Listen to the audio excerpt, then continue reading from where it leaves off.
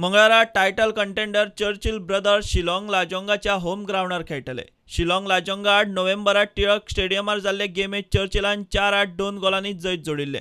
आतां मूळचे सुवातेर आशिल्ले लाजोंगाक तांचे घरा हरयले जाल्यार चर्चिल टॉप पोझिशनार पावतले. अंदूच्या आय लीगाची टायटल रेस बरीच अटीतटीची जायत चल्ल्या. हातूंत सध्या पयले 5 क्लब 5 पॉयंटांचे अंतरार आसा. म्हूण प्रत्येक मॅच फायनल कशी आसा अशें चर्चिलाचो कोच पेत्र गिगू नेमान म्हणत आसा. ताचे प्लेयरूय पुराय नेट लावन खेळटात. विलिस प्लाझान 16 गोल मारून सध्या स्ट्रायकरांच्या लिस्टात टॉप सुवातेर बसतान मांडला. ताचो गोल स्कोरिंग फॉर्म असोच उरलो जाल्यार चर्चिलाक टायटल जिखूंक बरो चान्स आसा.